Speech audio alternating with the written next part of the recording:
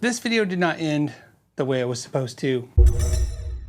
Let me give you the backdrop. First of all, this video is sponsored by Sweetwater. What happened was I thought this guitar would be a fantastic instrument to do on the channel. This is a G&L 24 fret Rampage with Kaler. If you don't know, this guitar comes in two versions. It's got the Floyd version, it's got the Kaler version. You can get it with ebony fretboard or maple. However, I thought going over the Kaler would be fun. I thought going over the guitar would be fun. In the middle of making this video over a period of weeks, G&L has closed and laid off its employees. The rumor is they're being bought or have been bought. Maybe that means that the G&L factory is coming back. Maybe they'll hire the employees back. Maybe that facility will shut down. They'll build them somewhere else, wherever the new company owns them. Or maybe the deal won't even go through at all. At this point, no one really knows. I reached out to the owners because I know them, and they seem optimistic that a deal will happen and this company that's acquiring them will go through. However, I don't think it'll ever be the G&L that we know it as. It'll be different, it could be better, it could be worse. We're gonna do a deep dive on what could be one of the last batch of guitars to come out of that facility. It comes with a deluxe G&L gig bag. They've since removed cases to gig bags to cut costs. Nothing in the front pouch. You know, the typical stuff. You can put picks, pens and pencils. Here is the second pouch where you can put a laptop, and we have paperwork. We have Allen wrenches. That's probably a 4mm truss rod Allen wrench right there. This is the trim arm.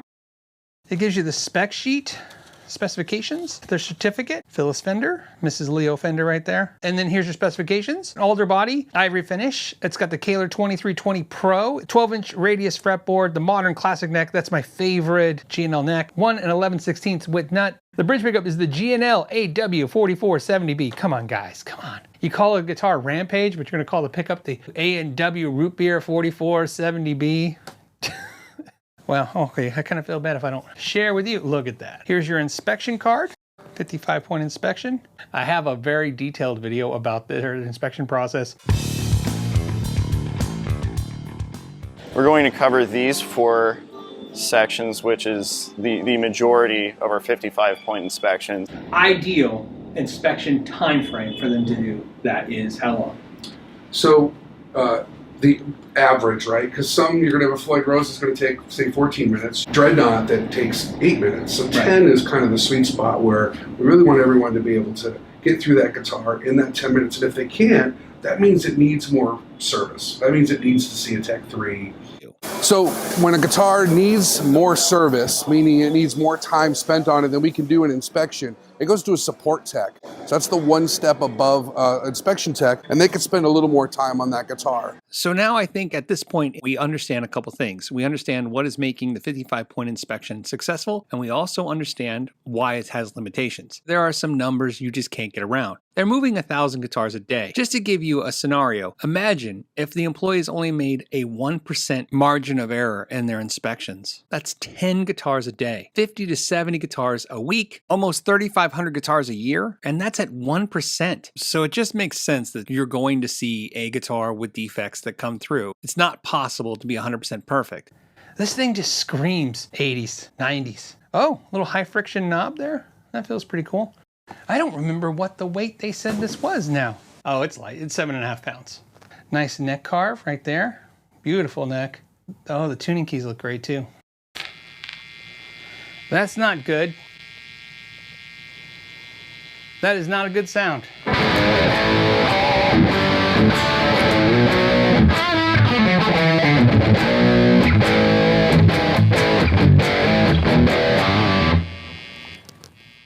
Oh. So is that a bad cable? Or a bad...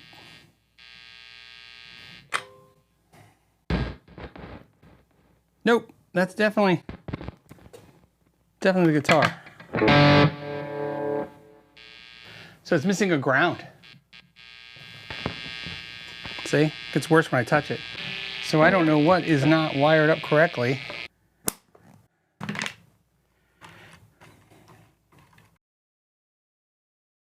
What is going on here? Oh, there we go. There's our problem, folks. Oh, this is the worst. This wire right here, let's go back to it. This wire needs to be touching the bridge. It won't touch. Look at this. If we can get it to touch. Look. Okay, ready? Okay, ready? That's your... So, there you go. See? No noise. Noise. So, that is our problem. To fix that, we have to take this bridge out. take it out, and then run the wire through, and that sucks. So you can imagine if you paid $2,300, you'd be a little unhappy with this part of the experience. And you also understand now, hopefully, things like this explains to you why a lot of companies really don't enjoy this channel very much. But hey, there's a lesson to be learned here. So could this have happened during shipping? It's possible it got pulled out. I don't know. I mean, I kind of think it was probably from the get-go. So unlike a Floyd where it's sitting on top of the guitar on 2 points, this is all self-contained. So already one advantage to this bridge. So what I'm gonna do now, carefully flip the guitar so you guys can see. I'm gonna run the wire through that hole again. I see metal here, right there is good. Obviously you don't wanna see the wire, but it needs to be clamped down somewhere between the bridge and the body. And then now I'm going to plug this back in.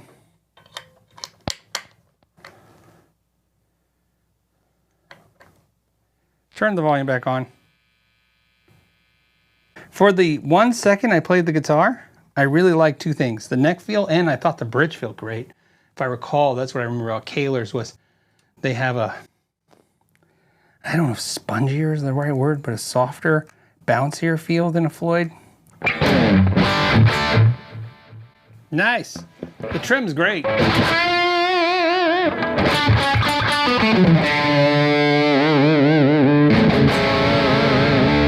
Yeah, it's more like a Bigsby, but this travel seems more extreme than the Bigsby.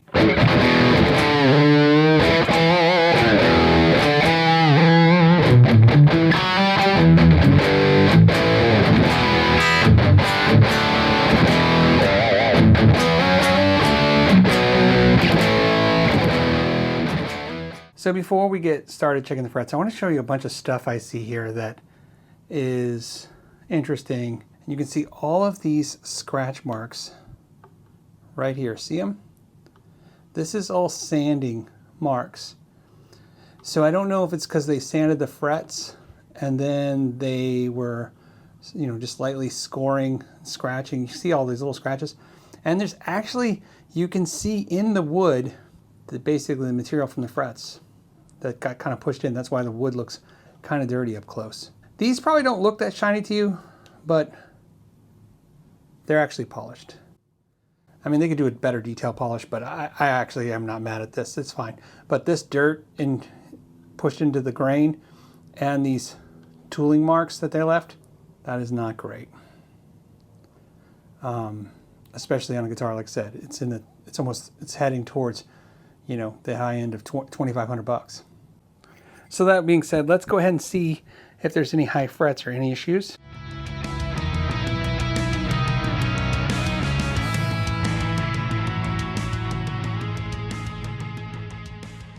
So 24 frets, no high frets. Okay, let's go ahead and check the fret ends. We'll start with the treble side first. And I'm pleasantly pleased to announce that's a 5 out of 5. Let's do the bass side. And that's also a 5 out of 5. Looking at the neck, we have a 1-piece maple neck that is flat sawn. And looking at the measurements, the nut width at 43.12 millimeters or 1.697. And at the 12th fret, we have 51.72 millimeters or 2.036. Looking at the thickness of the first fret, we have 20.18 millimeters or 0.794. And looking at the thickness of the 12th fret, we're at 22.36 millimeters or 0.880. Another difference between the Kaler and the Floyd Rose is that you don't have to cut the ball ends off. You just insert it right into there. There's still a fine tuner right there. And then you run it here and you'll run it right through the tuning key, just like you would a Floyd. Some cool things to show you about the Calipers bridge. In the back, right there, is a adjustment screw, and what that's for, it fits into this groove, and so if you screw that into that groove, it makes this a hardtail. It's a very cool feature, something that's really nice, a nice design over the Floyds. But one thing I gotta point out is this just doesn't feel like a Floyd. Like I said, this is a different tremolo, but we'll get into that in the playthrough. Looking at the resistance of the bridge pickup, we're at 16.46 or 47 with an inductance at 7.45. We have a 500K potentiometer. They have shielding paint in the cavity. The back plate is not shielded. And of course the plate is recessed, which is nice. I want you to know before we start listening to this guitar that if you missed any of the details or if something was edited out for flow purposes, you can click the link down below to our website, which will show you the scorecards on this guitar and other guitars from Deep Dives.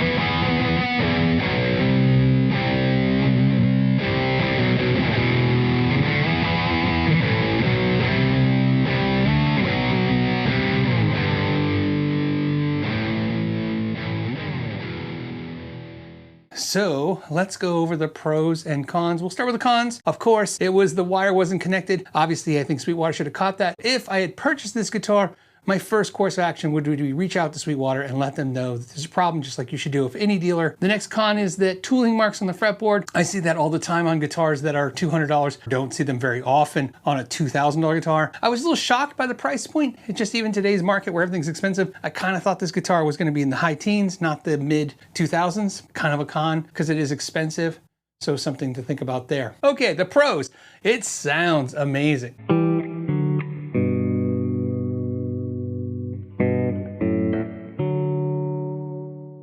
The neck feels fantastic. The thickness to me is perfect. It's the perfect amount of it's not too thin so it plays, kind of fast and doesn't have any kind of meat when you hit a chord. The frets feel good. The tremolo feels amazing and different than the Floyd Rose. Again, just a little bit of flutter, a little bit of movement. I like that a lot. I thought the pickup sounded good. I hope the employees of G&L find work very soon and either get absorbed up by the other manufacturers in the areas or maybe get called back to G&L. My heart really goes out to them the most, more than anyone else in this. It's always tough when you're just trying to do a good job and it's nothing like getting kicked, in the gut. And again, I hope that all works out. On that note, I want to thank you guys so much for your time. Till the next time, know your gear.